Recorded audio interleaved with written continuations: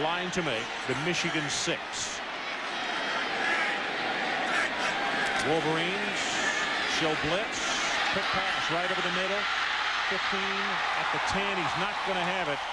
Parker showed his maneuverability, and that time I think did a better job. Instead of sometimes he wiggles too much. He needs to go north and south. He is so quick. Good play call by Steve Emslinger, the offensive coordinator. This is the old run and shoot screen where you let your linemen go right downfield. College football, they can go downfield, ball pass behind the line of scrimmage. Sir Parker on the screen. Trent Zinkowitz, number 76, in on the tackle. So the field goal attempt, it will be placed down at the 17. You see Bryant's longest 41, and this attempt here 27. Hit the upright, and it went through.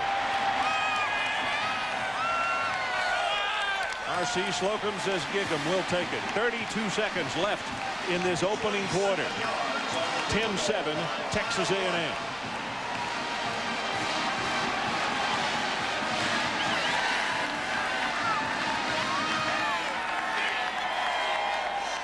Well, here it is again. Watch it hit this upright. I mean, he hits it pretty squarely, but he hits it on the inside.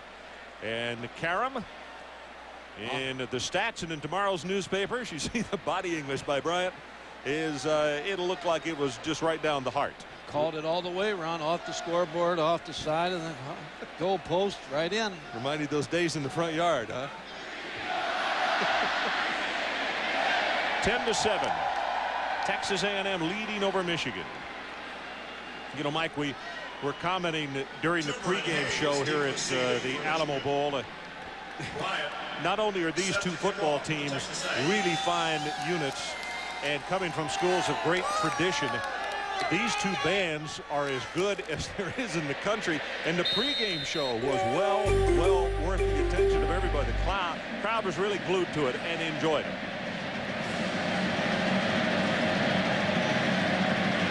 Toomer and Hayes again back at a dual safety for Michigan.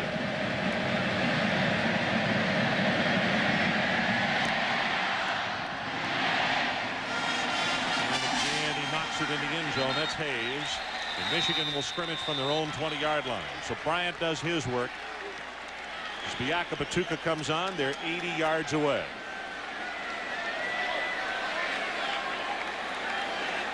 Well, he had a fast start against Ohio State. He's got almost 3 full quarters left here, but right now 6 carries, -4 yards. Born in Zaire, large family, and his father came to Montreal to work on his doctorate in philosophy. He came to the Michigan football camp, and that's how they found out about him.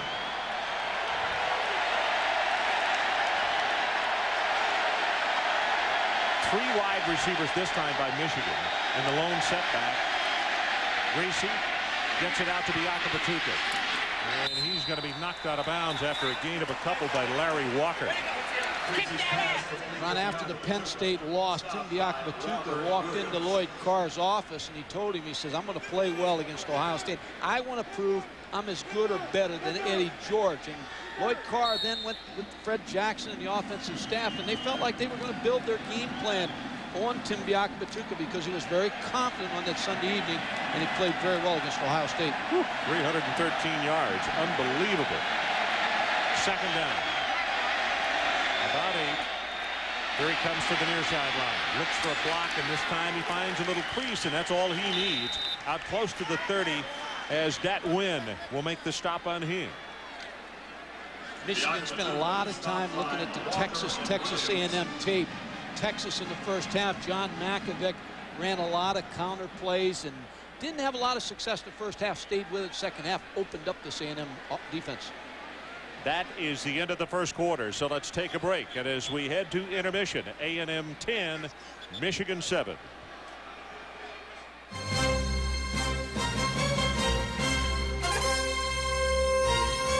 Square Alamo Bowl. 10-7 our numbers at the end of the first 15 minutes.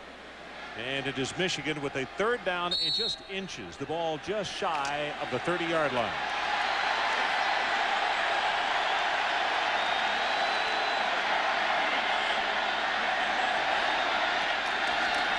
Greasy straight ahead with the quarterback sneak.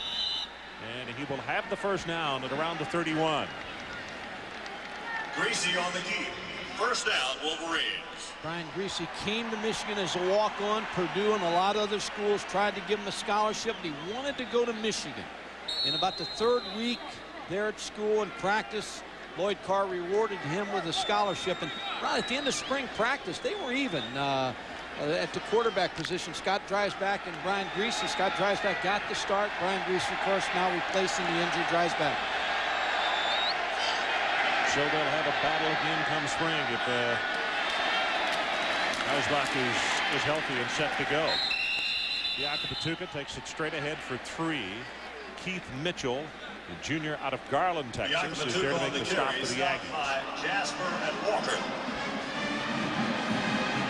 What has Phil Bennett changed to keep Michigan from trying to go up on top with a mismatch again, Mike? Well, they still have it outside. And what most of the time, Ray Mickens, number 24, is on Mercury Hayes, and he's the best corner for Texas A&M. McMullen, number 6, is still working against Amani Toomer. And they line it back into the short side of the field, and with that, Mark Campbell at tight end did not get on the field in time. It didn't. It's Biakabatuka, 8 carries, a total of 6 yards.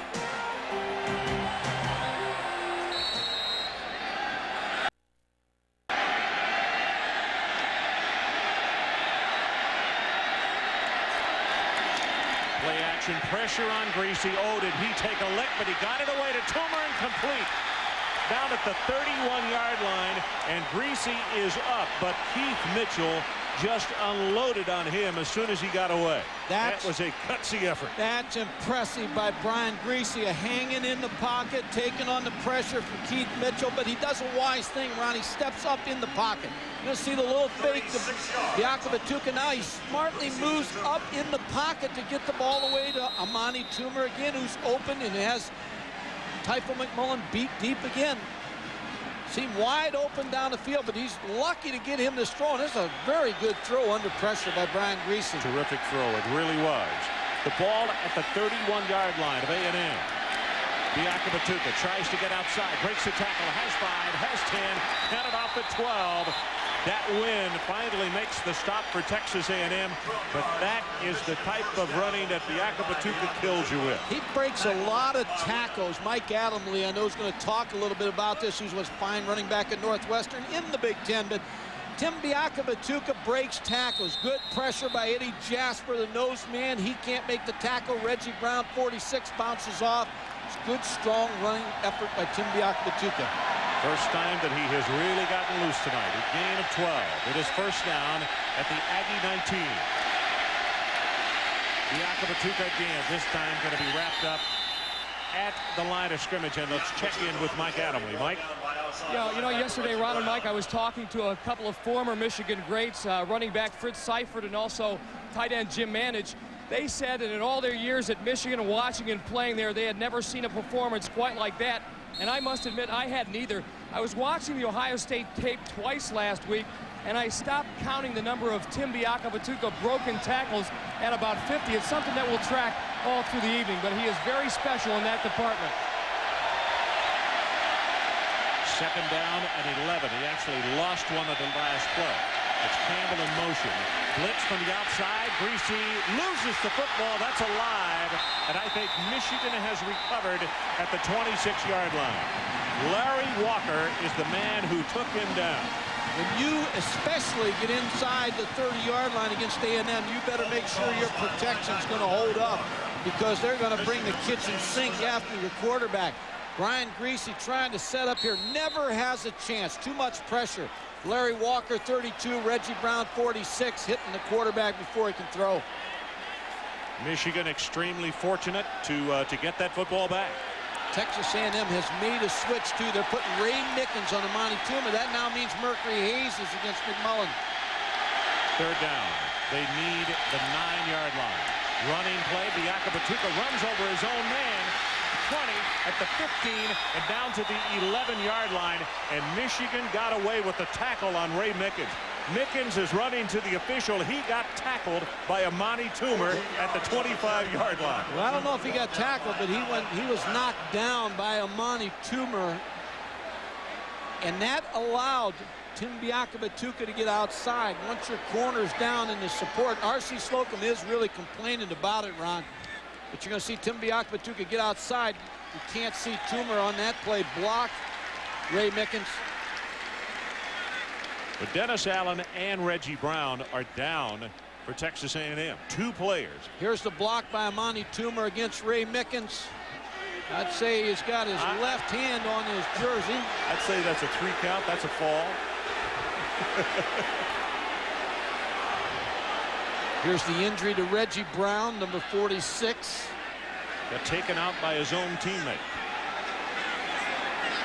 Phil Bennett looking on. It is 4th down for Michigan. Meanwhile, the line of scrimmage is the 11-yard line, and they need the 9. They have not made any move toward the special team, Mike. Injured player for Texas A&M.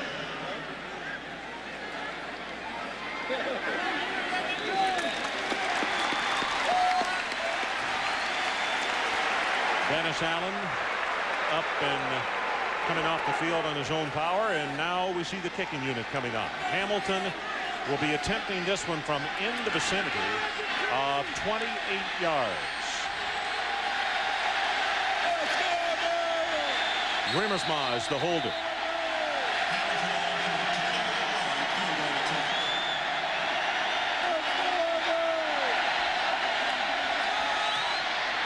He nails it. So let's take a break. 11:15 left until halftime, and we are tied at 10. We'll be right back. Builder Square Alamo Bowl. Just what we expected.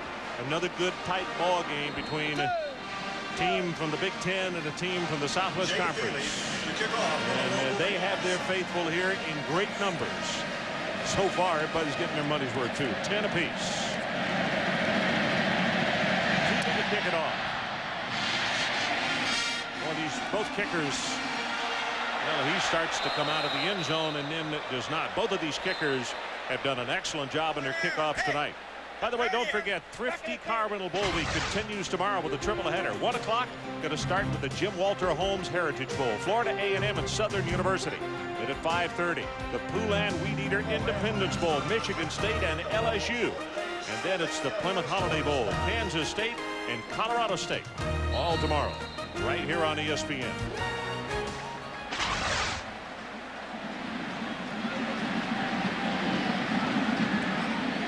R.C. Slocum probably saying to his young wide receiver Connell, you gave me heart failure when you started to come out of the end zone 5 yards deep, because Michigan is an excellent cover team on their special teams. Bernard, he gets tattooed by David Bowens at the line of scrimmage. David is a freshman out of Pontiac, Michigan, 6'3", 228. He's the first freshman to start at Michigan since Rick Leach in 1975 out of Orchard Lake St. Mary's High School. And his linebacker coach, Coach Herman, told him when he was recruiting, he said, I'm going to call you at 12:01 the first time I can call you on a Thursday night. And that impressed him so much, he said, I'm going to Michigan. If you think that much of me. But he probably made about 10 other calls at 12:01 too.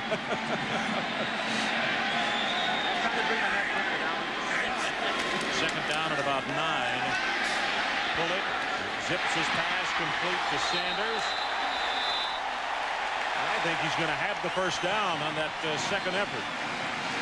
Reminding you, if you have just joined us on the telecast, Charles Woodson, the freshman sensation for Michigan, injured in the first quarter. The injury was to his knee, and he had to be carted off the field. We don't expect to see him back tonight, which means if you see a number 30, Andre Weathers, he is the man replacing him. Andre is a freshman out of Flint, Michigan.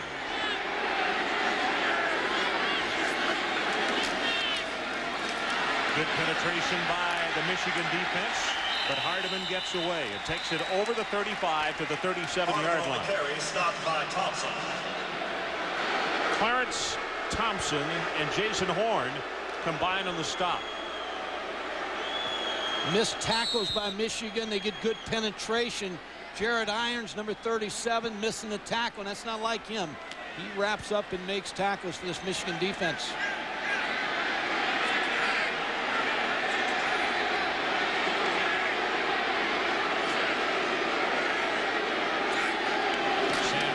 motion, but it's Bernard on the handoff. That's a good open field stop. 96, William Carr comes over to make the tackle. Interesting you talk about Irons. He was one of the guests of the players that we interviewed yesterday at the luncheon. And of course, he's coming back home to play. Grew up in the Woodlands, Texas, which is just north of Houston. He said he didn't know how many people were coming over as far as carloads from the Woodlands to see him play. But he went to McCullough High School there. And of course, his dad was a great player in the National Football League. And when he was asked yesterday about the pros, he said, I'm just a junior. I don't want to think or talk about that right now. But don't you know that the Michigan people hope he maintains that way of thinking. Parker at a tailback. He'll get the handoff. And a tough 1 yard, and that's about it, as Jason Horn makes the stop. Ron, to add to that Jarrett Irons thing, after his first year, he was thinking about leaving and going to Texas A&M of all places. And he was riding in his car with his mom and dad, and he was telling them, I think I'm going to leave. And his dad told him, he said, I agree with you. If you're not going to play as a freshman, maybe you need to think about leaving. But his mom said, hey, Lord has you here in Michigan for a purpose and a reason you're staying. So mom won out, and he's now the captain of this Michigan football team. So a nice story. Yep, it really is. They just have stopped Texas A&M by inches. R.C. Slocum can't take a chance this deep in his own territory, so Sean Terry is on to kick it away for the Aggies. Oh, this is his best kick of the night. All the way back to the 9-yard line. Mercury Hayes spins, gets away from one, and now he's going to be tackled at the 8-yard line. 51 yards in the kick and 1 on the return, and it's Marcus Ray who got down there to bring him down.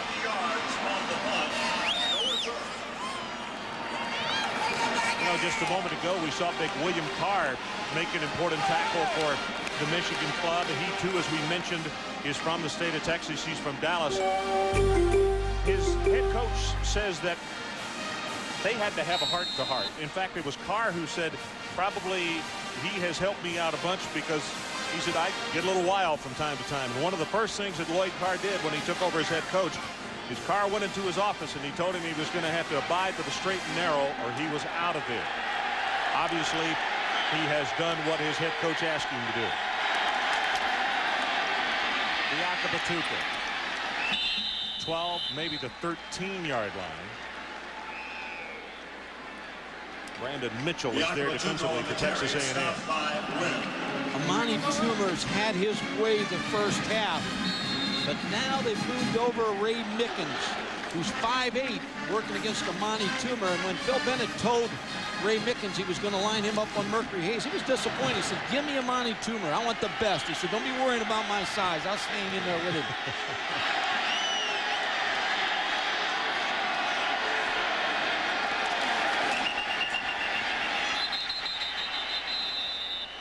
It's going to be motion because the clock still had 2 seconds on it when it was snapped.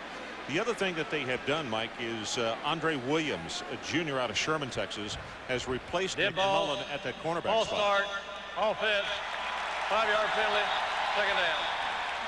What's a tough thing to ask Typho McMullen to move from safety to corner. They had to do it because of an injury, and all of a sudden have to line up against two of the best receivers in the country, Amani Toomer and Mercury Hayes. This will be an interesting matchup, Mickens versus Toomer. Mickens really competitive. Michael Adams, the receiver from Texas, said he's the best pure cover guy I've ever played against. Talking about Mickens. Second down, and now it's going to be 12 following the 5-yard penalty. Mix up in the play. Greasy's going to have to run it. Boy, he makes it to the 9-yard line as that win will make the stop on him. But Flo went left. He reversed out to the right, and that's really dangerous. That's how you get your quarterback hurt. That's a surprise. I don't know whether it looks like Brian Greasy went the wrong way because both the linemen were pulling to the left, so it's bust by the quarterback, and of course he has to pay the price. That win making the tackle.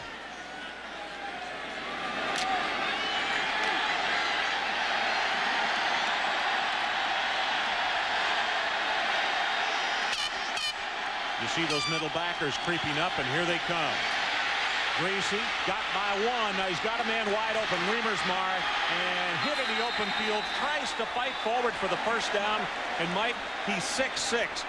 but I think he needed to be about 6'8" because that's how much he missed it. He's a basketball player, but Shun Horn, really number 21, stayed with this play and made that tackle and saved the first down. That was Mickens they were sending off the corner, Mike. Brought him off the corner, trying to pressure. I said before, Phil Bennett will bring the kitchen sink here, trying to shake up Brian Greasy, but Brian Greasy's played very well in this first half. Ray Mickens goes back in a deep safety.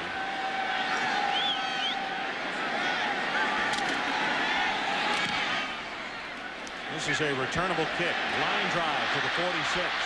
Gets by 1, 2, 3. He's off and running. Needs one block.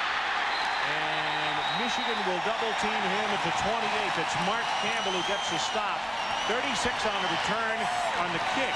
And 27 on the return, and that's what happens when you line drive kick it. Well, you talk about big plays. Shun Horn, number 21, the defensive back, keeping Michigan from getting that first down, turning field position in A&M's favor.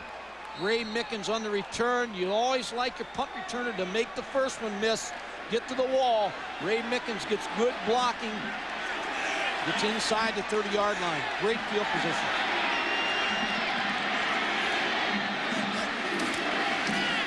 Counterplay.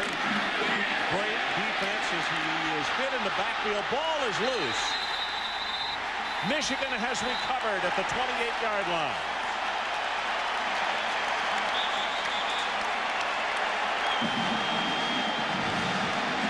Ron, that's the one disadvantage of losing to Leland McElroy. Not that he couldn't fumble in a ball game, but you're talking about 3 freshman running backs playing in this ball game. May make some type of mistake. Sir Parker coughs it up. And Michigan now with a big defensive play. Glenn Steele. I think Huff is the man who hit him and caused the ball to go loose. R.C. Slocum talks to his freshman after the turnover. So Michigan dodges a giant missile there as they had given up the big punt return, but they got it back at the 28. We have 5:14 left until halftime. Blitz again. Biakabatuka hit in the backfield. Check it. Clarence Williams is the man who got the handoff, hit in the backfield, and knocked down for a loss by Reggie Brown. Not much running room on first down for Texas, or for Michigan against this Texas A&M defense. They're bringing him. Here comes number 9, Dat Nguyen, the linebacker, just trying to outnumber the offensive line, making the running game very, very difficult. Pressure's on Brian Greasy to really win this football game with his passing. Mike, Chris Floyd started on the field, and then they called him back. Clarence Williams, the lone setback. 2 tights, 2 wide receivers. Williams breaks it up the middle, has 5 yards and close to 10 as he will take it across the 35, and Brandon Mitchell finally stops it. Credit the offensive line of Michigan. Jansen and Marinero picked up the blitz on this play, and Clarence Williams was able to fit inside on the draw play. You know, Dat Nguyen has made several stops tonight as you look at Biakabatuka on the sideline. Trent Driver was the starter at that linebacker spot.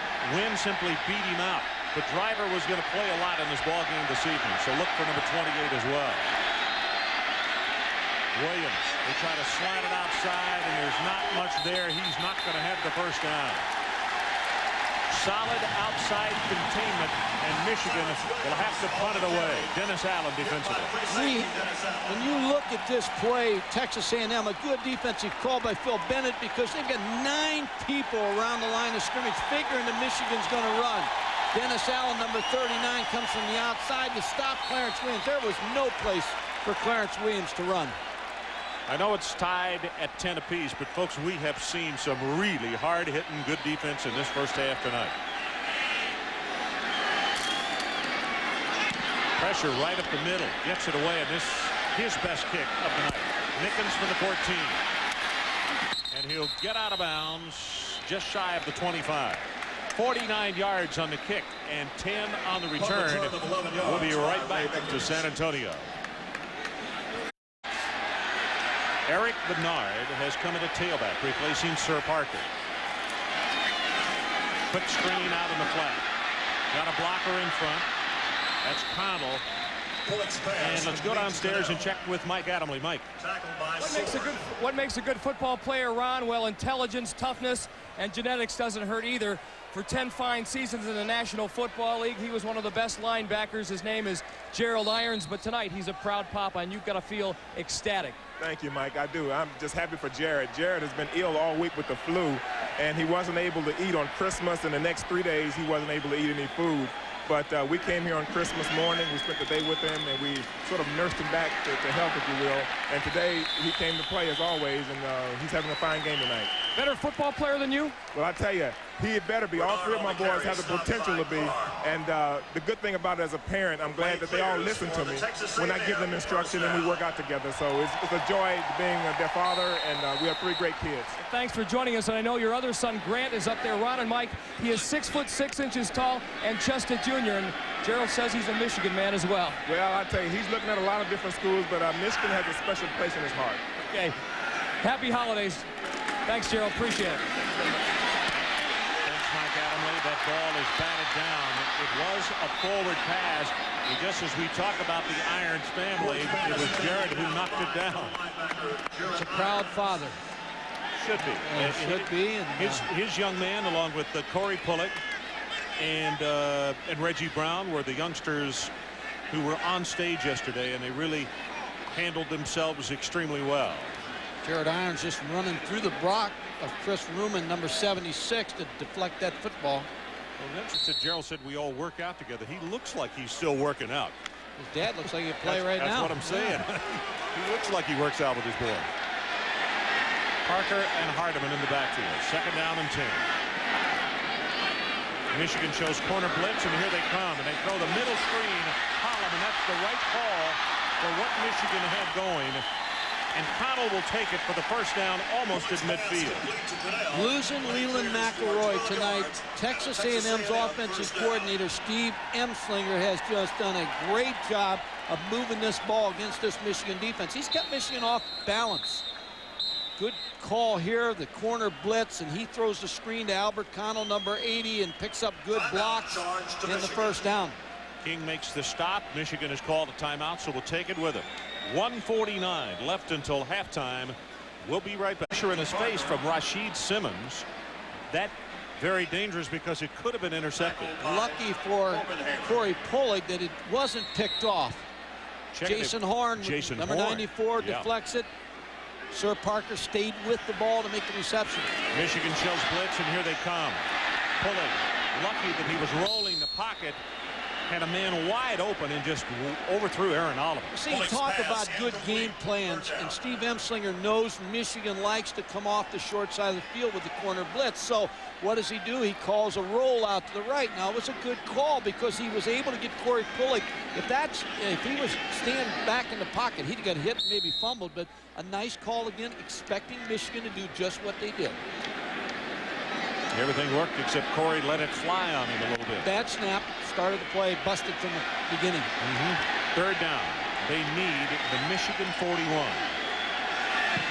1:17 left until halftime. Corner blitz on the other side. Pass over the middle. It is caught by Sanders. Sanders in double traffic brought it down. DeAndre Hardeman, the freshman back, made a good block. You're going to see Sanders go right down the middle against 2 deep coverage. Corey Pullick right on the money. And Mike immediately, free safety Chuck Winters, number 35, went running off the field. He was injured on that midair collision. Good throw by Corey Pullick. Wasn't a lot of room to fit that ball in, but he did fit it in. As the Builders Square Alamo Bowl would like to thank today's sponsors. So we'll get a report on Winters, but he went and rolled. It was sunny and 29 in Ann Arbor. It's late this afternoon. Spring day back in Michigan. These Michigan kids have had a good time down here visiting in the state of Texas.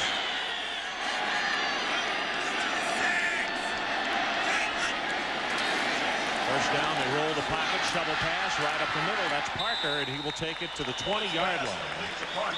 Now we have to keep an eye on the clock. 103, 102, and a marking down.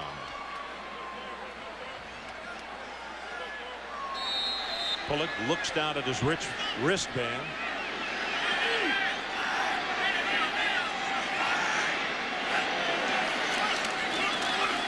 Going for the end zone. Got a man there and knocked away, and he just floated it too much.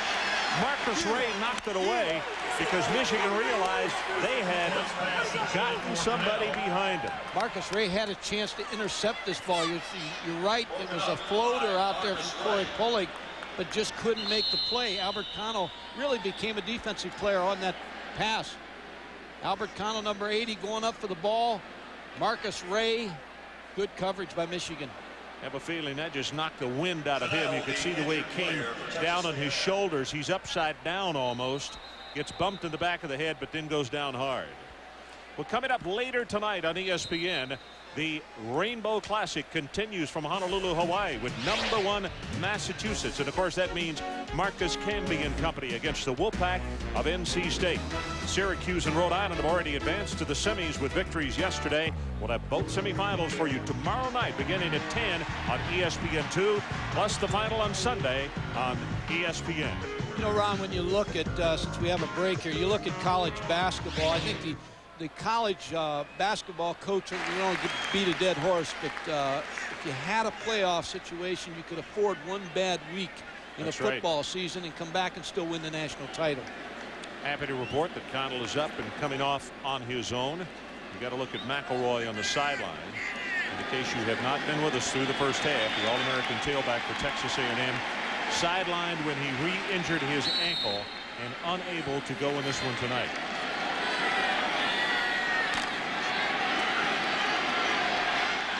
So with his third down, Texas A&M. They need the ball to the 16-yard line for a first down. We have 41 seconds left till halftime. Pressure from Michigan, loses the ball, and the big thing about that play is the fact that they just took him out of field goal range. David Bowens. David Bowens, the freshman starter from Orchard Lake St. Mary's High School, made the play. He was not fooled by the misdirection play by Corey Pulig. You know, I may have spoken too quickly because when I look back at my notes, Kyle Bryant does have a 61-yard field goal to his credit. So let's back it up here. 6 yards from where they are, 7 yards. That would be, it'd be about a 49-yard attempt if they go for it. And the Aggies are going to think it over. They have called a timeout. I think they'll go for the field goal route. This has always amazed me about football, but nobody gets close to the kicker. Nobody talks to him. They don't even look at him. They'll talk to him if he makes it. This is going to be a 50-yard attempt. They are taking about an 8-yard drop rather than a 7-yard drop. I guess because of the trajectory on such a long field goal attempt. And the conditions are right to make this one. Ball is down, and he has the distance. He got it with about 8 or 10 yards to spare.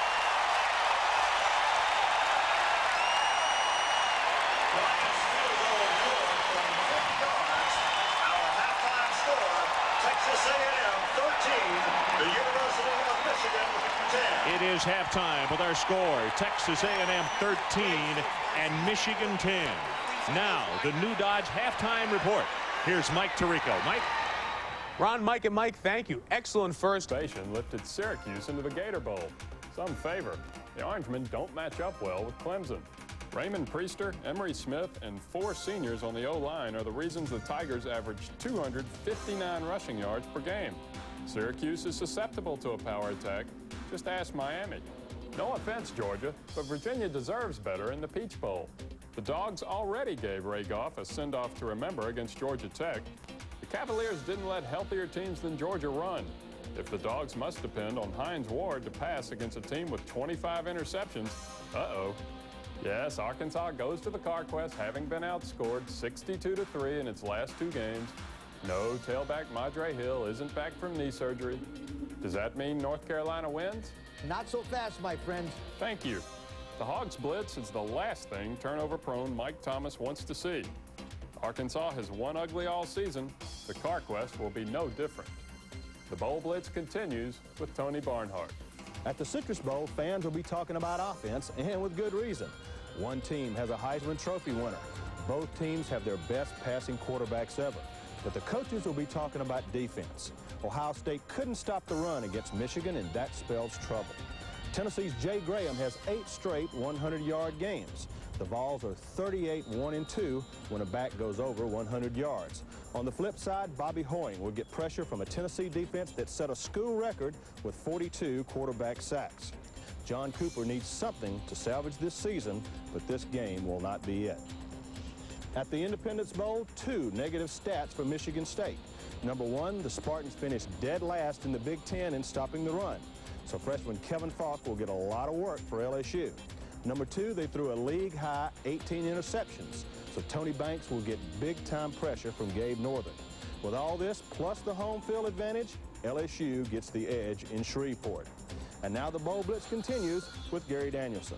When I say Holiday Bowl, you should usually say offense, right? Well, that's usually the case when one of those WAC teams are involved, but not this year. Colorado State got there with defense. Brady Smith and Sean Moran, their 2 defensive ends, combined for 43 career sacks. Number 10 Kansas State, behind All-American Chris Canty, is giving up just 250 yards a game, best in the nation. For Colorado State to have any chance, they must run the ball. Last year against Michigan in this game, they gained just 51 yards. Now, the opposite is true in the Outback Bowl. Both teams got there with offense. Quarterback Wally Richardson couldn't produce another undefeated season, but his numbers were better than junior season by Kerry Collins. And we all know Auburn can move the ball, setting new scoring record this year. The question is, will they do it on the ground behind Stephen Davis or in the arm with Patrick Nix? I think it's going to be through the pass. Now, who to pick? Let's see. Joe Pa is 6-0 versus Bowden as a head coach, whereas Auburn is 4-0 versus the Big Ten. Take Auburn. Joe Pa 6-0, that's against the old man, not Terry. Now the Bowl Blitz continues with Gene Wojciechowski. Only 6 of the 122 Huskies on this trip actually played in a bowl game. Make it 5 if All-American safety Lawyer Malloy doesn't recover from a broken bone in his foot. He barely practiced. His list is very questionable. Give the edge to Iowa and the underrated Matt Sherman and Cedric Shaw. East Carolina has the amazing Marcus Crandall, leads the team in rushing TDs and nearly everything else. But both of these defenses are average. So stick with Stanford for 2 reasons. Mark Butterfield doesn't make many mistakes, and Damon Dunn leads one of the nation's best special teams. Ricky Whittle is back. Man, does Oregon need this guy. Before he hurt his ribs in Game 6, he had 1,300 all-purpose yards. In the last 5 games, about 500. On defense, look for the Ducks to play man-to-man on the corners, bring pressure up the middle, and dare John Hessler to beat them deep. Bad idea. Kansas State tried the same thing, and they gave up 520 total yards. If Hessler plays smart, Ray Caruth and the rest of Colorado's wide receivers will give Oregon fits and a loss. Blitzers, thank you. We'll hear from you guys later on this week. Let's go back to that CarQuest Bowl in Arkansas. We mentioned the Michigan coaching staff said readily, we looked at video on him and we tried to recruit him. In fact, Lloyd Carr paid him the best compliment that you could pay somebody. He said, it looked like a highlight video that I looked at. He said, I've never seen a linebacker in high school be so many places at one time. He said it was one hit after another. Hit just as the ball has gotten away and it's incomplete, as Greasy had a lot of pressure on him as he got the pass away. And it's going to be 4th down for Michigan. Keith Mitchell again with the pressure, and he said, when we're in need of a big play, I want to deliver, and real good pressure. What they're trying to do with the Keith Mitchell, the outside backer, is make Michigan block him with their tailback, Tim Diakabatuka. They feel like he has an advantage at 6'3", 223, and he just ran over Tim Diakabatuka. Aristaris back to punt. So Michigan lets some really good field position get by them. Aims it for the corner. Very, very high kick. Nickens runs away from it, and now Michigan is going to be able to down it inside the 10-yard line. 34 yards in the kick, but A&M will be scrimmaging from around the 9-yard line.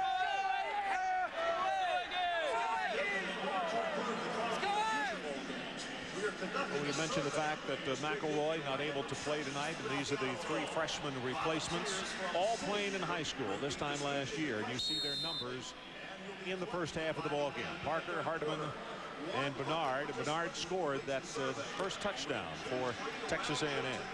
Actually, the only touchdown for Texas A&M. As you look at McElroy on the sideline.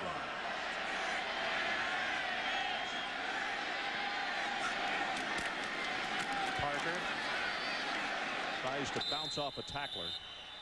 You know, Mike, during one of the timeouts, one of the things that we talked about is these backs have so much God-given ability. Parker, Hardeman, and also Bernard. But one of the things you have to learn in college, particularly when you're not an oversized back, the longer you squiggle back and forth, Michigan has so many people around the football. That's what cost Parker that fumble back in the first half. You better just get what you can get and get down.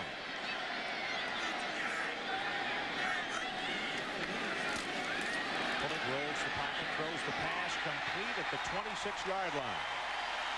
That's Connell, number 80. Corey Pulick has delivered all evening. He hasn't made any mistakes, hasn't turned the ball over, and he's kept the chains moving, and he's taken the pressure off the freshman running backs by making the big play. Again, the big play to get the first down to keep the chains moving. And when you look at his record, 32-6-1 as a starting quarterback. How can you question it? Winningest quarterback ever at Texas A&M. Parker to the other side. Great containment by Michigan, and he gets by. Breaks it into the open to the 36, close to a first down on that first down run. Glenn Steele, who's been going in and out of this ballgame because of back problems, is out there to make the tackle. Well, Mike Sherman's the offensive line coach for Texas A&M. Watch the offensive linemen. They just keep a good base, keep blocking, keep cutting behind. That's Derek Spiller, number 87 on David Bowens. They just stay with the Michigan defenders, and eventually Sir Parker finds the little seam and hits it. Well, that's good for 10 yards, and the chains move forward again. First down at the 37. Parker and Hardeman this time. Oliver, number 1, in motion. Try to break the run with Parker. He will have 5 yards to the 42. Jared Irons from that middle linebacking position comes up to make the tackle. They had 66 yards rushing in the first half, A&M, and come out in the second half, and they're moving the ball on the ground. They've had success against this Michigan defense, which a lot of teams, except Penn State had success on the ground. No one else did. A&M doing a nice job with the offensive line. A&M really trying to develop a pattern on this drive right here, and that is only one pass, but trying to keep it on the ground and run the football, as Mike said. Bernard in the ballgame. He gets the handoff on the counter play. He slips down as he made his turn and made his cut a little too steep, and it's going to be short of the 44, so it'll be third down. David Bowens is there for Michigan. Michigan's defense needs some type of big play. You look at a William Carr, Jason Horn, the outside backer, who when we had him against Boston College, Will Carr was on the bench and Jason Horn was a starter. The coaches talked to Jason Horn, moved outside so Will Carr could be the starting nose guard. Very unselfish, which is whatever it takes to win. That's what his coaches said. Short drop, going to go on top, and he's got Connell there, and he just overthrew it as they were faking a slant, and he ran it up. Woodrow Hankins was mugging Albert Connell down the field, but no call. Again, not a catchable football. Woodrow Hankins, number 23, trying to hit the slant, pushes off with his left hand, got a hold of Albert Connell, but not a catchable throw. Sean Terry stands by to kick. Victory Hayes back in a single safety. Good hanging spiral. He had a 51-yarder in the first half, and he calls and makes the fair catch at the 11-yard line. So 46 yards on that punt, and let's go away for a moment. Timeout on the field. 9:57 left in the third. And the 10-yard line. And again, special teams playing a big part for Texas A&M. Flag down as Biaka Batuka is being forced out of bounds after a gain of 2. And now let's see. I believe Texas A&M was offside on the play, but let's see if the officials agree with that.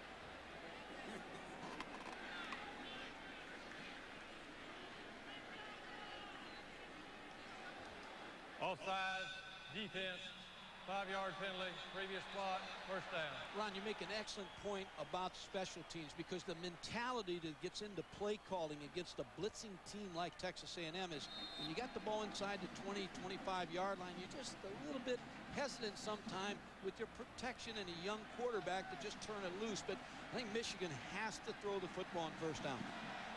Fred Jackson is what he's talking about. He wants to protect his young quarterback as much as he can. Diakabatuka, look at that great cut back into the middle. He'll have the first down. He was headed right. And he just cut on a dime and took it out to the 22 as Dennis Allen finally stopped it. Good blocking by the Michigan left side of the offensive line.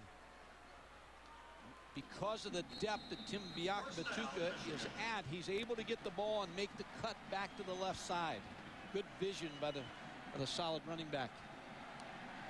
John Jansen, redshirt freshman out of Clawson, Michigan, number 77. A good look at him as they break the huddle and come out to a first down at the 22. Diakabatuka, blockers in front this time. Oh, he gets mauled by Warwick Holdman. 43. It looked as though he was going to spin out from behind his blockers, and then he got taken down very hard. As good a running team as Michigan is, I don't think they can take the ball the length of the field running the football against this Texas A&M defense. They don't. You've got to have big plays because they're gambling on you. They're throwing the dice and they're saying, hey, we're going to put 8 people up here. We're going to blitz. We're going to do some things to try to stop you. So it's a gamble with the big play. Are you going to get it or am I going to get it? Lloyd Carr said yesterday in our meeting they blitz more than anybody we faced far and away. Ball is loose on the ground. Michigan recovers at the 7-yard line. That was not a forward pass. It was a live ball. And that is exactly what Mike Gottfried was talking about as Remisma made the recovery. But Holdman just took him apart. Yeah, without a doubt. See, first down's the best down to throw on A&M, but second down now, here comes the blitz. Warwick Holdman, number 43, gets hit in the back also by Keith Mitchell, the outside linebacker, and that's the fear you have calling plays with a young quarterback. He's not going to recognize the blitz. I don't know what your tight end was doing that deep, but it's a good thing that he was back there behind the play. He made a good recovery on this ball because I said before, I think there's going to be one big turnover. Go against one of these teams going to be the difference in the ball game. That was a loss of 17 yards. Gracie hit down at the 2-yard line by Keith Mitchell. The way A&M is devised their scheme is Tim Diakabatuka has to block Keith Mitchell. Keith Mitchell is overpowering the running back, overpowering the blocking scheme of Michigan. Great field position again coming up for A&M. I'm a little surprised that Michigan went back to the well with a pass at this field position. John Jansen was the tackle, was beat on that play. Didn't get any help from Tim Diakabatuka because they released him in the pattern. Peristaris waits 9.5 yards deep in his end zone. Mickens is back deep for Texas A&M. It's returnable from the 43. Mickens takes it to the 35-yard line. 41 yards in the kick and 8 on the return. And Andre Williams came very close again to blocking that kick. Michigan's got 2 problems on their punt team. One, they're getting close to getting one blocked. 2, they've got very poor coverage on the punt. Ray Mickens, you're going to see, first of all, good pressure by A&M, almost getting the kick. Andre Williams, number 26. Now, after the kick, as Williams comes in, almost blocks it. Then poor coverage on Ray Mickens. They fake the counter tray. Pulley goes on top. Got a man there. Oh, and it went right through Chris Sanders' hands. He jumped, and the ball went through his hands and out by the midsection. Well, they picked on Andre Weathers, the backup. Charles Woodson, the freshman Big Ten Player of the Year, was hurt early in this ball game. Andre Weathers is the backup corner. Chris Sanders just runs a wheel route, starts outside, then breaks up the field. Andre Weathers is beaten. That ball is just dropped by Chris Sanders. This is the 3rd possession tonight that A&M has started in Michigan territory. You remember the last time they had the good punt return, Sir Parker fumbled the ball back to Michigan. Oliver in motion. It's Parker, left side, and he has 5, but he gets hit down hard by Jared Irons. And now a 3rd down situation, and actually it's going to be closer to 6 for the first. You always wonder if a team, when they go to a bowl game, whether they're going to show up or not. Texas A&M is showing up tonight. They're playing with a lot of emotion in this ball game. On the couple third down plays early in the ball game, they threw the shovel pass. Ron was open for him. Let's see if they go back to the shovel draw here. Line to make is the Michigan 24. Corner blitz is coming. They go the opposite way with the pitch. Parker has containment, dances around, and they're going to stop him at the 29-yard line. Steve King is the man who finally got him. Jason Horn, no, Mike, is the one who just would not go down with his block and made the play come back inside. Well, Jason Horn made that move outside so that Will Carr could play the middle guard. Plays this option perfectly. Waits for the pitch, then sets up the back, and then gets pursued. Steve King, 27 on the tackle. And here's that man again, Kyle Bryant. This will be a 47-yard attempt. He nailed a 49-yarder in the first half with lots of distance to spare. See if he can do it again. Again, has plenty of distance, and he is good.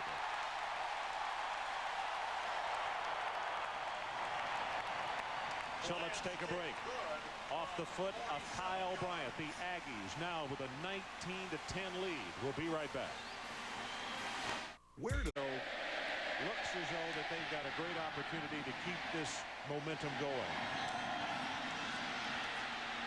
Hayes is going to return it. 15 to the 18-yard line. Mike, let's go back to you. And Ron was saying, Frank, that a new 3-year deal could be struck anytime now.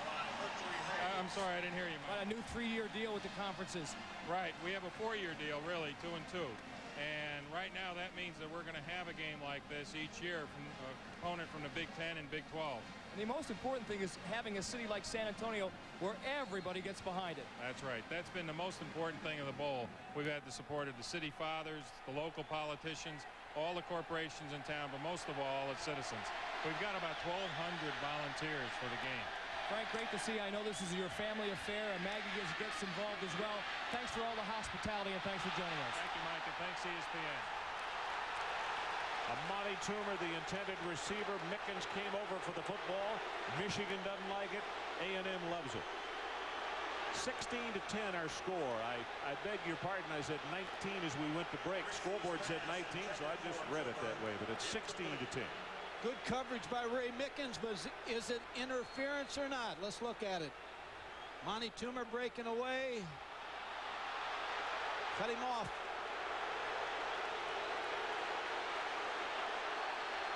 Toomer probably didn't help himself by grabbing at Mickens and keeping him from making the interception. Middle linebacker showing blitz, and here he comes. Biaka Batuka gets his way outside. 25, 30, 35. He's off and running as a flag comes down. And we may have just had a holding call against Mercury Hayes back at the 35-yard line. 34 yards. Michigan, everything's going against him. Mercury Hayes, number 9. It's going to be called for a penalty. Soon as it happened, Andre Williams pointed at Hayes and said, "They got you." Illegal, block in the back, 10 yards, we'll spot the foul.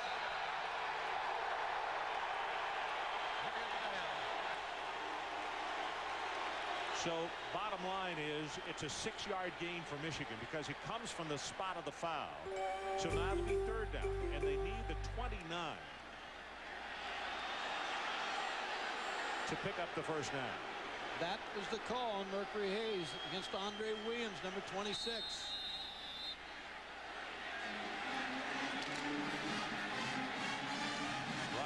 The junior out of Miami, Florida, number 52, comes out of the football as you look at Biaka Batuka. His ball club is down 16-10.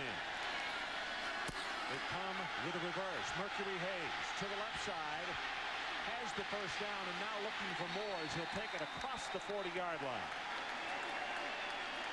Ray Mickens made the tackle, but it's a gain of 17. And Marinero with a very good block. Rod Payne also the center, and Joe Marinero, they pulled out and led this play. Mercury Hayes, this is the play early in the ball game. They tried to run and hit a blitz by A&M, and it never unfolded. This time they caught the right defense. Mercury Hayes following the block of his lineman, Joe Marinero, and Rod Payne gets outside for a first down. From the 42, Biaka Batuka straight ahead. Gets by one tackler, and he'll take it to the 45. One other note on Marinero. He's an offensive captain. And as I mentioned in the lineups, for the second time has been voted by his team as the most outstanding offensive lineman. Well, yesterday as one of the captains, he too was at the luncheon. And as I interviewed him, I asked him, he is from Andover, Massachusetts. And I asked his brother played at Boston College, why he didn't go to BC. And he just said it was right that he become a Michigan man and that he didn't make a mistake. Nothing against BC, but all the way from Andover, Massachusetts, he thinks he did the right thing. A&M shows blitz, and then they come off of it. Greasy sets to throw, and it is incomplete at the 37-yard line. Howard is the man they wanted that, or check it, Mercury Hayes is the man that they wanted. A lot of bumping again by Andre Williams, but I think, again, not a catchable football. And Michigan's receivers getting a little frustrated, Ron, that they're not getting the calls in the secondary. You get the man-to-man coverage a lot of times in the secondary, a lot of pushing going on. Michigan feels like they should be getting some calls. Warning, first warning, Michigan. 3 minutes, 42 seconds left in the third quarter. Jay Riemersma has been quietly absent from this offensive attack tonight. No, 0 catches. So, no, he had 1 catch early in the ballgame. Matt Gentry just asked both sidelines to move back. They were getting too close to the field. Howard in at the running back spot. Greasy gets his pass away as a flag comes down. Walker with the pass rush, and it was intended for Toomer. I think Michigan's going to get this one. Flag on the play.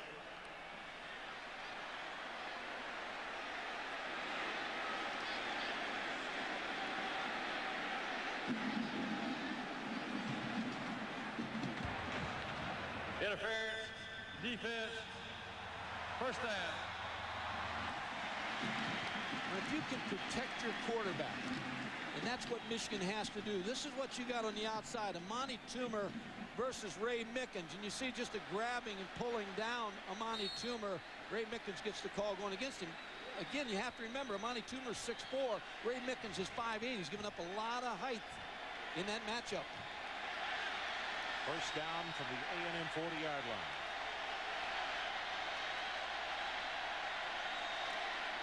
Yakapatuka slips a tackle at the line of scrimmage, has 5, has 10, and is going to be spun out of bounds at the 28-yard line by Sean Horn.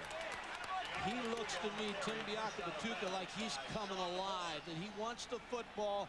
Passing game has opened him up a little bit here on the counter. Go back to Texas's game plan against Texas A&M. The second half, they had a lot of success running the football against this A&M defense. They had 28 yards rushing in the first half. In the second half, they just stayed with it and had 240 yards rushing. So Michigan trying to copy that game plan. 86 yards now on 19 attempts. A&M leads by 6, and Michigan driving with 3:28 left in the third quarter. Clarence Williams gets by one tackler, and he'll take it down to the 24-yard line. Clarence Williams. Coming up Sunday night on ESPN2, ringing the new year with the NASCAR Marathon. 30 hours of the best short track and super speedway excitement from the 1995 season. And it all begins New Year's Eve, 8:30 Eastern Time. Keeps going all day and all night long on January the 1st. That starts to cause missed tackles, and A&M on this series right here has missed more tackles than they have the rest of the ballgame. And you remember the layoff. The good teams are good fundamentally. They tackle every day, and when you get to a bowl game and you have a layoff, sometimes you cut your workouts back a little bit, don't tackle as much, and it starts to show a little bit when you get tired. Well, A&M can't lose anybody out of the secondary because they have already lost a starter in Donovan Greer. Well, Dennis Allen, the starter at free safety, is still down on the far side of the field and is shaken up. Second time that he's been injured tonight. Still going to be tough for Michigan to get that ball in the end zone. Clarence Williams, the setback, and a 1st and 10 at the A&M 15-yard line. Counter Trey. Tries to bounce it outside, and he does. Blocker in front at the 10, at the 5, and will be knocked down just short of the 5-yard line. And you could see John Runyon, number 69, the big junior who is a first-team All-Big Ten at tackle, and he was out in front on the play. Well, you talk about Toya Jones being a sprinter, but all of a sudden he's looking at 6'8", 299. John Runyon, he'd like to sprint away from him, but he just taking him on. Clarence Williams inside the 6-yard line. But Ron, this drive started from the 19-yard line. Very good drive by Fred Jackson, the offensive coordinator. Good play call. Still have to get that ball in the end zone against a very tough defense. 10th play of this drive. Yakabatuka hit at the 4. It is just about the end of the way for him. And I believe, from where the linesman has marked it, he's going to have the first down, doesn't he? Close. Eddie Jasper, the nose guard, really had a shot at making this play in the backfield, but Yakabatuka's strength and cutback ability made the play. We have just been told that Dennis Allen has sprained his ankle. He's out for the game.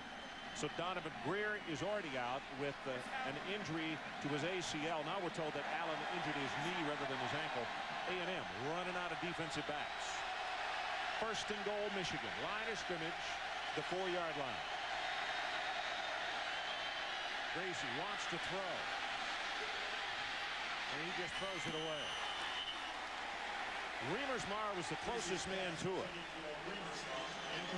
What you have to do as a quarterback on this play, when your receivers are covered like that, it's almost got to be a run by the quarterback, Brian Gracie, but he elected to throw the ball out of the end zone to get the second down. Normally, that play develops a little bit quicker than that. If it doesn't, there's nobody open, no, right? It was slow, and the back didn't get out in the flat. He collided with the defensive end. Just nothing there, but Brian Gracie has to run that football. Here comes A&M with a blitz, and Yakabatuka going to be stopped at the 9-yard line. You get tendencies sometimes, but A&M was playing the counter all the way. Pressure up the field by Jasper again, 95. Pat Williams, 99, and they came up with a big play. Now Michigan has a little more room, so to speak. It is 3rd down and 9. And you look at Phil Bennett, the defensive coordinator for Texas A&M. Across the way, Fred Jackson, who used to be his counterpart at Purdue, has dialed up a play with a 3rd and goal. Let's see the results. Greasy hit from behind, gets away, throws to the end zone, and it's overthrown. Remersmar is who he wanted. Keith Mitchell, for the world, looked as though he had him and he missed him. They can't block Keith Mitchell. Keith Mitchell's too quick for the big tackles of Michigan. John Runyon and John Jansen. Top of the screen, number 23 just runs by John Runyon and is able to get in on Brian Gracie. Lucky they didn't cause a fumble again. Brian Gracie throws the football away. Brian in the first half was 4 of 5.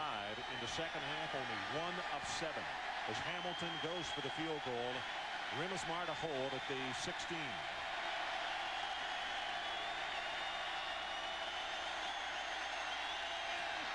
And he nails the 26-yarder. So we're back to a field goal difference with 33 seconds left in the 3rd quarter. And this Builder Square Alamo Bowl continues to be a rough and tumble tight one. Well, do we start thinking a little bit here about the tiebreaker? Because we do have tiebreakers now in Division I in bowls. And we had the first. We had the first one. We had history in Nevada.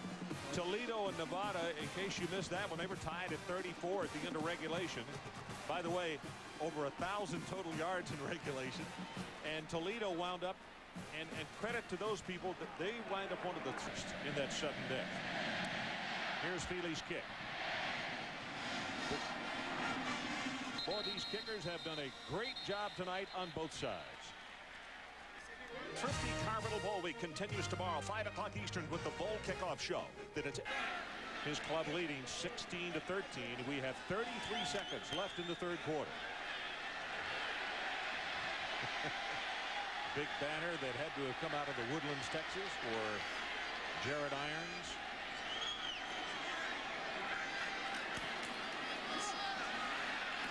Bernard will take it for 3, maybe 4 yards, and that could be the final play of this 3rd quarter. Brought down by Irons and Steele. Yeah, in fact, it's under 25 seconds when they whistle it in. And let's see if the Aggies are interested in running another play or if they will just casually let it run down. 12, 11, and 10.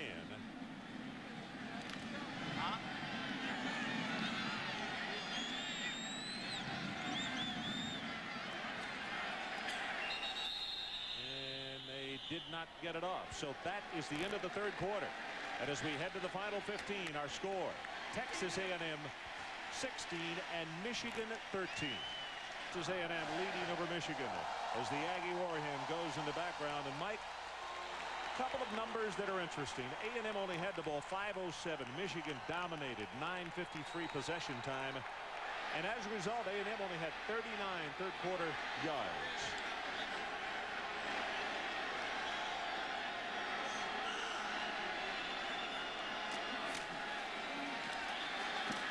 Hardiman out over the 40 to the 42-yard line. That is 19 yards, and Leland McElroy liked what he saw from the young freshman out of Galena Park, Texas. Good play call again by Steve Emslinger because Michigan rushing up the field. Hardiman didn't really even get a block by his lead blocker. There's just nobody there to tackle him. Steve King makes the tackle, but Steve Emslinger knows he has to get some points, more points on the board. Chris Sanders downfield, number 7 with the block. Also makes it difficult when you got both of those youngsters in the backfield, almost as though Michigan didn't know who to key off of. Ball carrier gets tripped up that time. It was Parker. Tripped at the line of scrimmage and knocked down for no gain. Well, you know that Michigan just came off that drive. 9 minutes. They controlled the ball in 53 seconds in that third quarter, so they found some soft spots running the football. They just couldn't get it in the 5-yard line. So you have to understand, if you're A&M, that if they get that ball back, they've still got those creases that you've got to be able to get points and keep the ball away from Michigan's offense.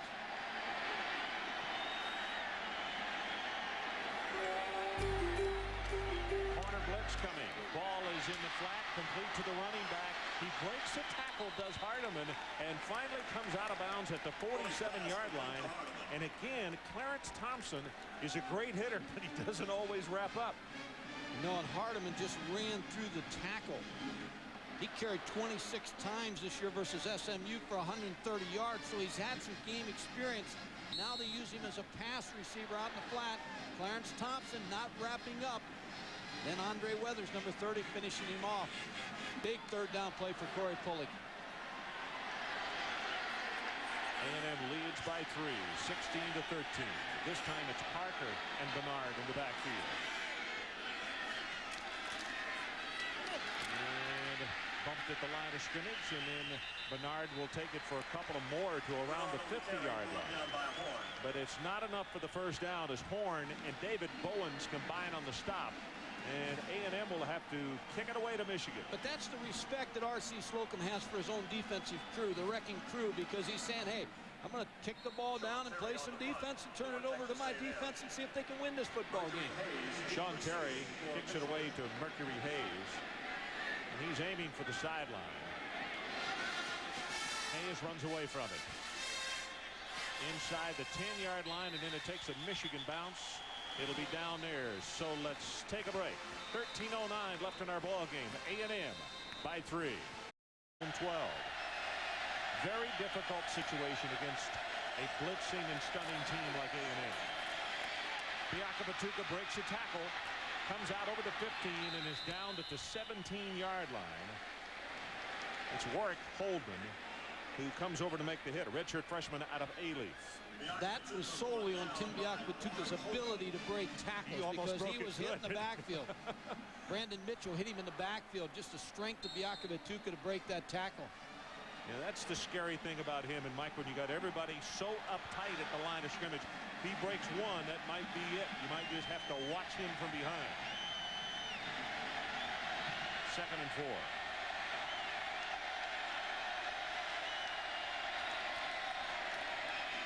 Batuka again.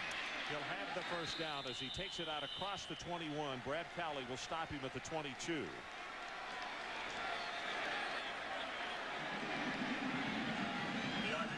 Brought down by Brad Crowley.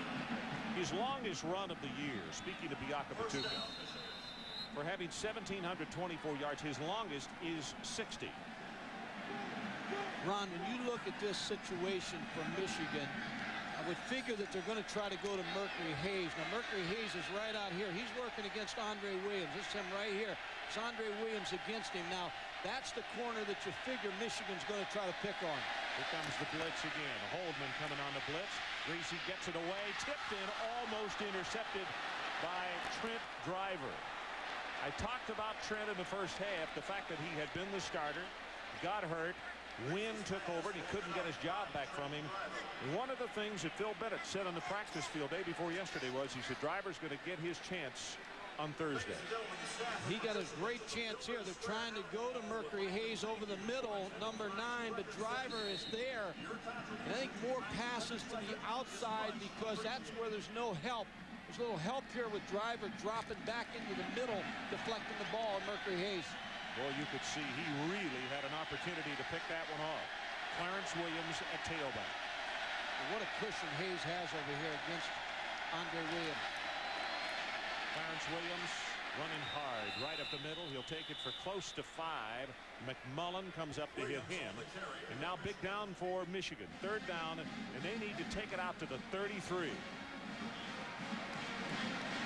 Hail to the victor strikes up in the distance. One of the greatest fight songs ever. In fact, a lot of folks think that may be the best one. People from A&M wouldn't agree with that, as they think the Aggie War is probably number 1. I don't think Ohio State and Michigan State would agree either. I don't think so either. Nor Notre Dame. Nor Oklahoma or Texas. They've all got great ones. You see that play clock coming down. Hit as he throws it and almost intercepted, and it was trapped by Mercury Hayes. And Michigan, very fortunate on that series, will have to punt it away. Good pressure again on Michigan. When A&M gets in 3rd down situations, tough to throw the football. Here's the pressure. Trent Driver, 28, coming in. Good pressure from Brad Crowley, 45, the outside backer. Just no place to throw the ball. Aristaris waits for the snap at the 13.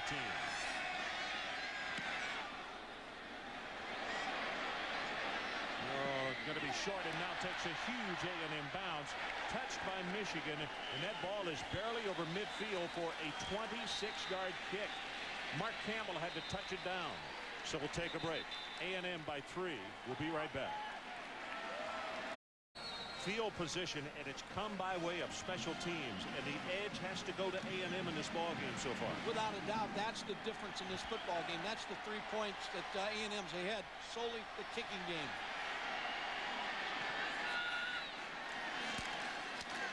Fakes the run. Pump. Got a man wide open, and he caught it out of bounds. Nope, he had a foot inbounds. DeAndre Hardiman. Boy, that was close. That's going to be 22 yards as Pullig had him open, waited to pull the trigger, and you be the judge on this replay. Yep, he got 1 foot down. Good call by the official. Yep. He had it. Good call by the official who was right on it. Sir Parker in the backfield now to running back. He gets the handoff. Stutter step, tries to get to the outside, has 5, got it off at 10, and A&M will pick up a 1st down on back-to-back plays as Winters and Sword come over to make the stop. And the field position that A&M was able to garner because of the short kick right now paying dividends, certainly in field goal range of Kyle Bryant. Well, credit Phil Bennett, to the defensive coordinator, because R.C. Slocum made the choice to kick the ball inside the 20. Michigan couldn't get it out against that A&M defense. It sets your offense back up in good field position. You got a good look at Jason Horn. He holds the career record for tackles for loss at Michigan at 122.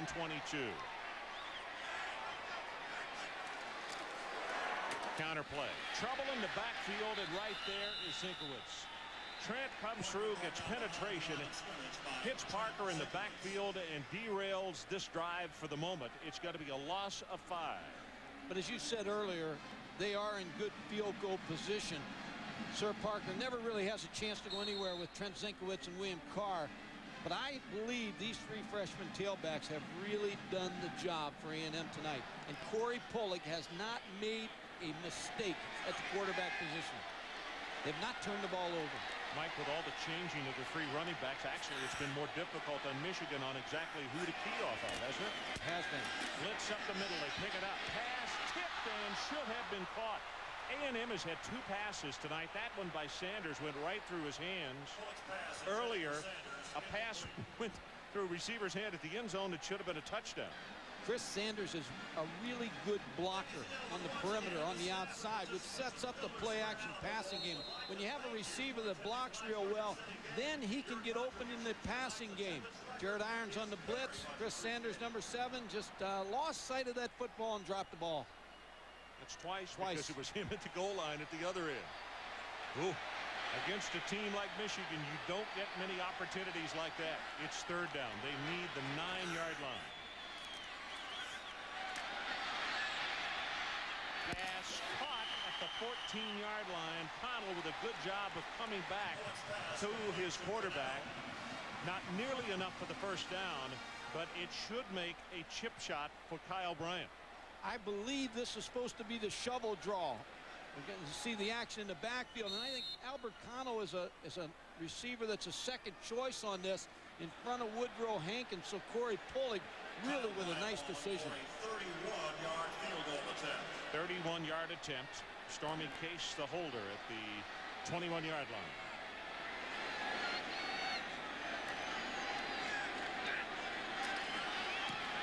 He knocks it home, and that's 4 field goals for him tonight. So let's take a break. R.C. Slocum's Texas Aggies right now holding on with 8:39 left in our ball game.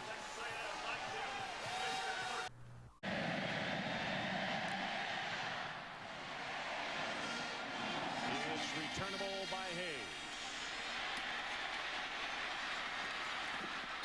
Pushed out of bounds in the vicinity of the 21-yard line. Well, don't forget ESPN Sports Center. Gary Miller and Craig Kilborn get you caught up on Temple against Memphis. Patrick Ewing injured, and other NBA highlights. That's immediately following our ball game tonight here in San Antonio. Does anybody play a tougher basketball schedule than Temple? No, I don't think so. John Calipari. It seems like they play a top 20 opponent every week.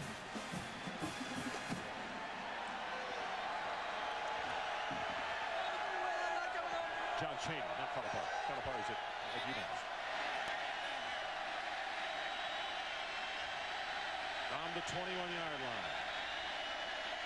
Gracie play action. Toomer has the catch and is hit immediately and is stopped at around the 24-yard line. Why did that have so many defensive backs around it? Well, it was a play, a 3-step drop. Defense reacted right away to Amani Toomer to get help out to Ray Mickens. And one thing about this A&M defense, they run very well, very quick. And that was a concern of the Michigan offense tonight, the quickness of the defense. Reggie Brown limping off the field, the outside linebacker who leads the team in sacks.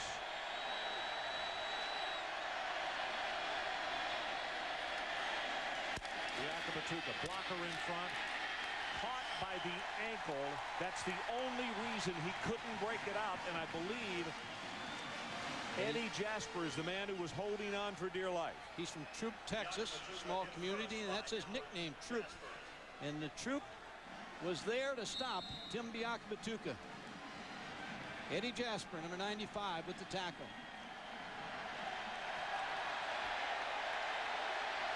Third down. The line to make for Michigan, the 31-yard line. The Wolverines 2 of 10 on third down conversions tonight. Greasy sets. Throws, has a man open, and we got a misread here. Toomer never turned around as Greasy was looking for him to run a deep out. And a standing ovation for the Aggie defense.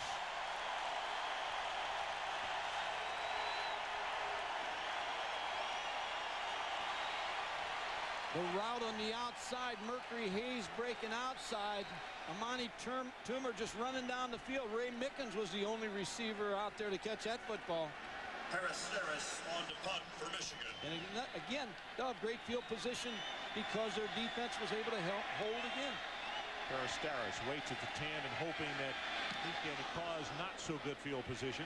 Line drive kick. In fact, it is so short, Mickens could not return it, but it goes out of bounds at the 41, and that's a 35-yard kick. And the Aggies again with good field position. When you look at this game tomorrow and try to figure it out, it's easy. The field position, the kicking game has been one-sided. A&M has completely dominated in that area. A&M starting their own 41-yard line. You're going to score some points and control that game and turn it over to your kicker, Kyle Bryant, with those kind of stats. Kyle has kicked 4 field goals in this ball game tonight, won a record 49-yarder.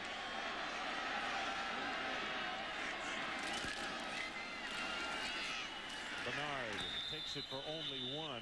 And now Greg Madison is hoping that he can get his wish as the clock is really becoming a factor. He wants a 3-and-out so he can get it back for his offense. You got to take your hat off to Texas A&M. As Greg Madison, defensive coordinator, looking on. But you lose McElroy. He's not playing. He's the biggest part of your offense, 2/3 of your offense. You're playing 3 freshmen at the running back position, and you control a Michigan team. And it's been a complete team effort. Hardeman and Bernard split this time in the backfield. Hardeman, left side, gets a block, gets by his blocker. He's not going to have the first down. And you talk about a big down in this ball game.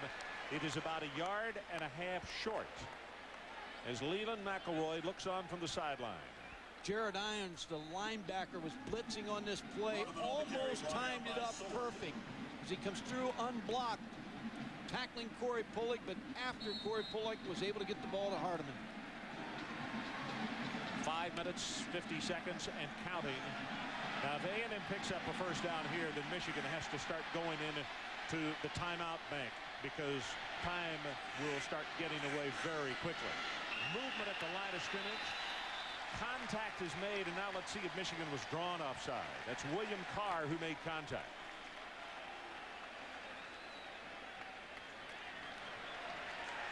Offside, defense, 5-yard penalty. There is a first down for the Aggies. Let's go to the sideline and check in again with Mike Adamle. Mike. Well, Ron and Mike, you alluded to it earlier. Quietly having a great night is Corey Pullick. That last play, an indication with his voice inflection, able to pull Will Carr over the line of scrimmage. You know, you really got a feel for this kid. In all of A&M's losses this year, he is the guy who has taken most of the heat, most of the criticism, but throughout it all, he has remained amazingly upbeat. I hope this guy, when he finally ends his college career tonight here at the Alamo Bowl, gets some respect, because he deserves it. The running play, Bernard continues to spin forward. He goes for 3, maybe 4. Sword and Thompson combined on the stop. I couldn't agree with Mike more because Corey Pullick has taken more than his fair share of shots this season, and also some at the end of last year. And you've always said it, Mike, and I agree with you 100%. Quarterbacks get too much credit, but also too much blame in this college game. Look at the company he's with as far as numbers of wins. Second down. The line of scrimmage is the Michigan 42. We're about to go into 4.5 minutes left in our ball game. Here comes a blitz. They go with the running play. Bernard spins by 1 tackler, and then is going to be knocked down by Sword. And now here comes another 3rd down, and Michigan uses one of their timeouts with 4:24 left in the ball game. So we'll take it with them. 19-13 A&M, and this one, the jury is still out. During the contest, and right now they know they're 4 minutes and 24 seconds away from helping their ball club as the 12th man. Screen is set up and set up nicely. Blocker in front, 35 to the 30, and there's a first down for A&M that could start to spell doom for the Michigan Wolverines. Corey Pullick was just what you want on the screen pass out of a quarterback. Set up and then draw the defense in before he dumps the ball off to Hardeman, number 20. Sets up like it's going to be a pass, then drops the ball over Hardeman with the catch and the first down. Steve McKinney, number 72, with a very nice block. Mike, coming from the coaching ranks, you understand this as well as anybody. I'm sure the coaches can't wait to get those 3 freshmen into spring football after this experience in this ball game tonight. Bernard goes straight ahead because of the confidence that they will exude just from this experience tonight against such a good program like Michigan. And speaking to the Wolverines, they have used another timeout to stop the clock at 3:42. So we'll take it with them. 19-13. We'll be right back.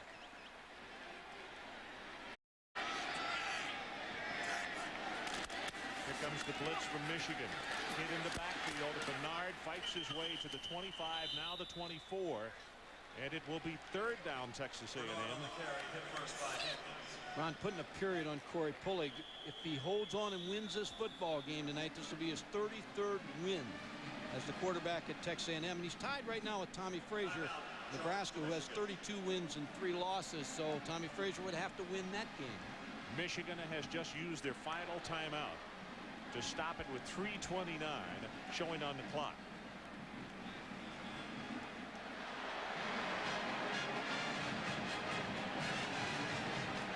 You look at Greasy on the sideline as he discusses with his offensive coordinator, Fred Jackson, exactly what they'll do if and when they get this football back here. Great value to us as we plan future games.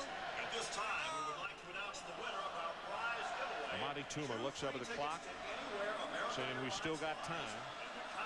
Mike Adamle is standing next to a longtime friend down in the field that I want to say congratulations to. Billy Pickard is just finishing his 31st year at Texas A&M and has just been named Associate Athletic Director for facilities at Bryan College Station at Texas A&M. He started off 31 years ago as a trainer and then became equipment manager. And let's go down to Mike Adamle.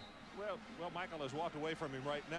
They roll the pocket, get the pass away, should have been caught, went right through Detron Smith's hands.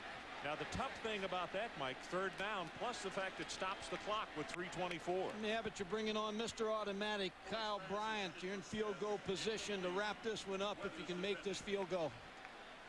And of course, what Michael is referring to, if he knocks this one down and makes it 22-13, then the Wolverines are in a 2-score situation.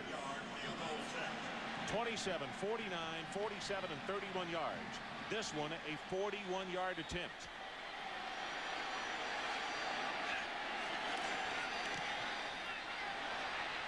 He hit the upright again, and he missed this one.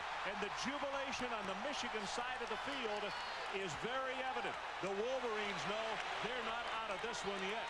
The 2nd time tonight that he has hit the upright. The last time he carried him through. This time he didn't get the roll. And they got to turn this game back over to the Wrecking Crew defense. But Brian Greasy now, as you look at the field goal, just hits the upright, bounces back.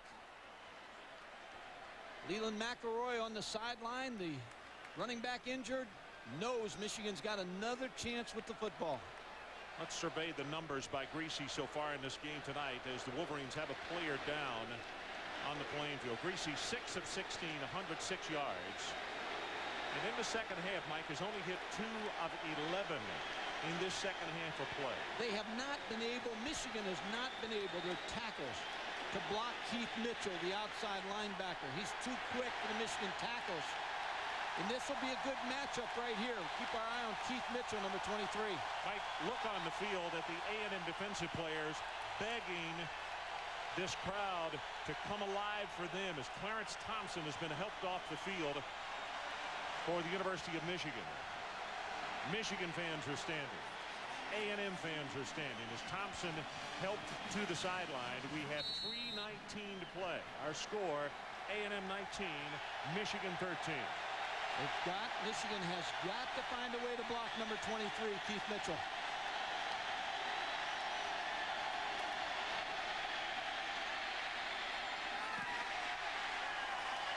Throwback screen to Floyd. There was so much going on.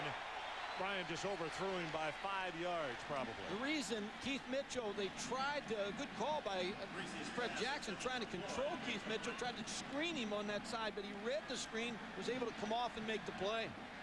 You know what's amazing? They have the ball at the 24, Mike. This is their third best possession start out of their 12 tonight. And as we mentioned, they have no timeouts left.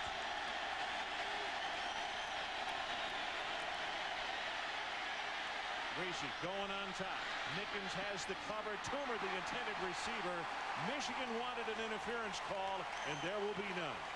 Now that's good coverage by Ray Mickens. He was in the pocket of Amani Toomer, giving up. He's 5'8", and he was a little disappointed when the defensive coaches told him that they were going to put him on the Mercury Hayes. He wanted to be on Amani Toomer. He said, "Don't worry about my height. I'll take care of myself."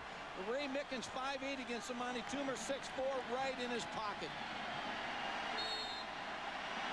Good coverage. Third down. They need the 35-yard line. Chris Howard in the backfield this time, number 8.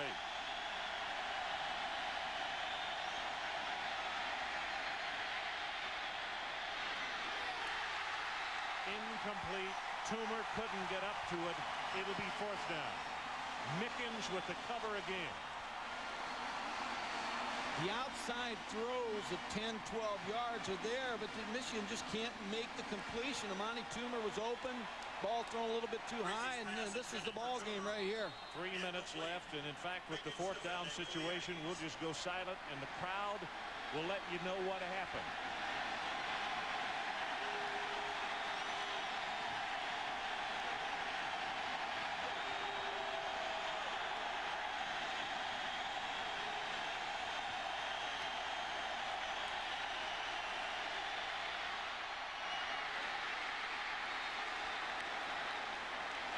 Toomer makes the catch and just by a foot has the first down. Mickens with the cover, and the Wolverines are still alive. If Michigan comes back and wins this football game, Chris Floyd, number 7, with a mighty big block to give Brian Griese the time to get that ball off. Mike, I think this must be cramps on Michigan, but Mickens is down. In the ball game, but rallied to make a big play here in the fourth quarter. I really think Brandon Mitchell is the man who got his hand in his face enough that just kind of made him not have a clear enough picture to throw that ball. Big difference tonight in the speed of this ball game. The quickness of Texas A&M has overcome the size and bulk and strength of the Michigan team. Quickness has been the difference on the defensive team of A&M. The Lord that brings us from that, baby. Yeah. Sometimes.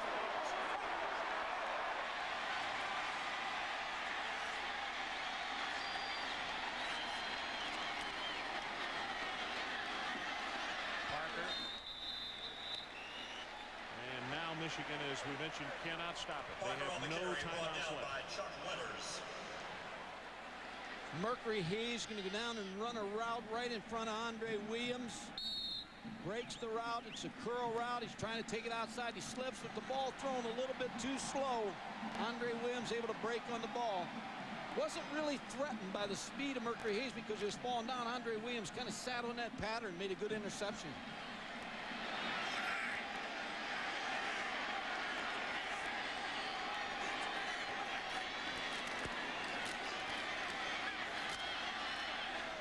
The 20-yard line. Clock runs with 1:46, now 1:45. There'll be a lot of questions on both these teams as they enter next year. You want to win the bowl game because it helps so much in recruiting and positive attitude going to spring practice.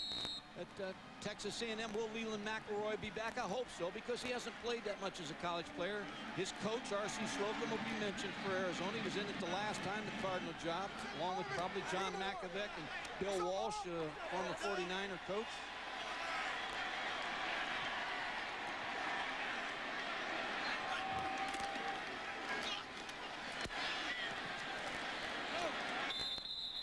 At the 19 and a half, and the clock is at 1:04 and now 1:03, so it's fourth down. Don't forget Sports Center coming up. Gary Miller, Craig Kilburn standing by. Temple against Memphis, Patrick Ewing injured, and also other NBA highlights. That and more on Sports Center, which is due up next here on ESPN. Ron, Michigan has a very young football team. They'll be solid next year. They get Scott Dreisbach back. They'll have a nice battle in the spring in the early fall next year for the quarterback position there, but a loaded football team coming back at Michigan. I thought they were very solid this year when we had them against Boston College. A lot of talent. Well, A&M's going to let this run all the way down, and now they're going to call a timeout with 2 seconds on the play clock, 27 seconds on the game clock, and they've said, Kyle Bryant, come back out here and let's try it again. So we'll take a break. We'll come back and take a look after this. That gives them a 22-13 lead with only 23 seconds left. You talked about earlier how the field goal kickers, when they go out, no one wants to talk to him. He's the most popular guy on the campus now. He's high-fiving everybody. So the celebration begins on the near sideline. Mike with McElroy. He has been out a lot this year. You think he is really taking a chance if he tries to come out with I mean, the scouts haven't seen him as much as some would like. His first start actually was the LSU game this year. He played behind Rodney Carter and Greg Hill, so he hasn't played a lot of football. Really an outstanding young man. You hope he stays in. He needs to play a little bit more. It'd be a chancy situation for him.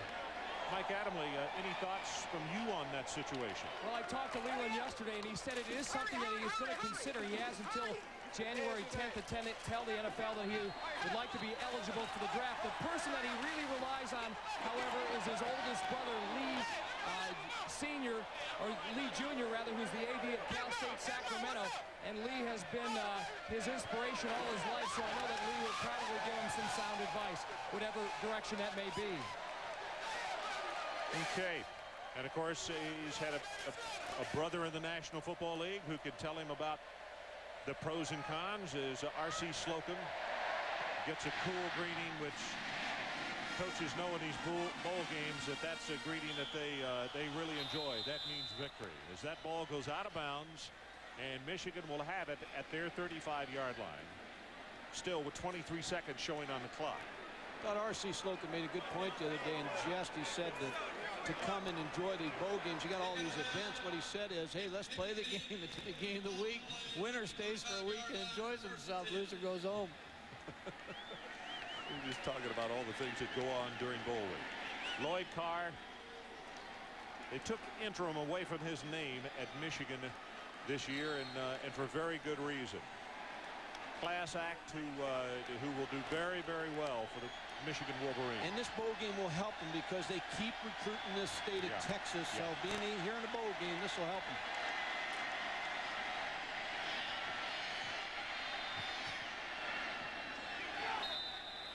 He caught it, yes, at the 44-yard line. Mercury Hayes going out of bounds. And it looks as though he either injured his leg or has a cramp, one of the two.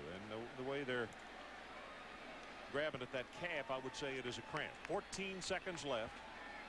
Mike and I will visit with you next from the Outback Bowl down in Tampa on Monday at 11 o'clock Eastern Time. Penn State and Auburn. I think we're going to have one just as close as we're seeing here tonight in San Antonio. Same type of game, tough approach by Penn State, solid against a quick Auburn football team. 3 wide receivers out deep in the end zone, caught for the touchdown by Toomer with 5 seconds showing on the clock.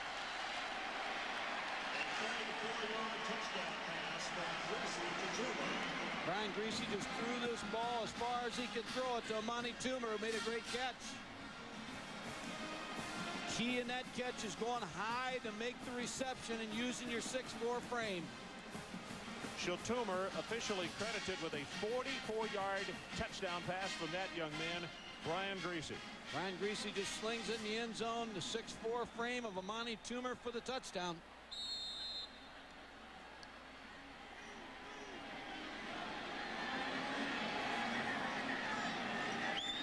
Hamilton with the extra point, and he nails it.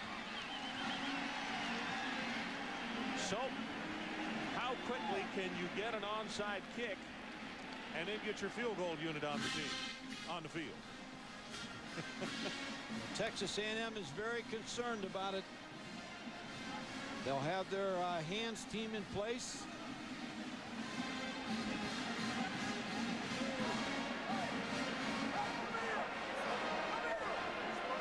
So special teams convening on the near side.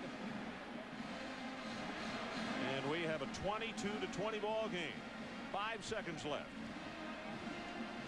Sean Slocum, son of R.C. Slocum, is the special teams coach. And they have them gathered on the sidelines. And as Mike said, the Good Hands team will be the group that goes out there. Remember, I'm sorry. Even though the odds aren't good for Michigan, you can't tell that to the A&M coaches. Now they're sweating. Hamilton will handle this kickoff rather than Phelan. Obviously, he is the best at dealing with the onside kick. This is where if he pooches the kick, you inform your guys to fair catch it. If you're A&M.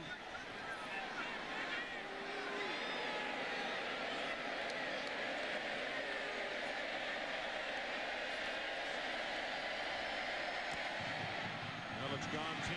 It is loose. It has been recovered by Texas A&M. Lowry got on it.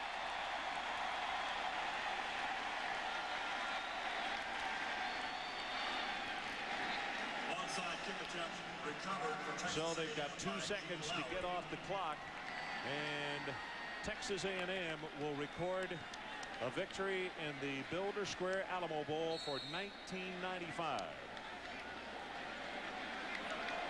I just thought it was a good game plan by both teams. A&M really just the quickness and speed was the difference in this ball game tonight, Ron.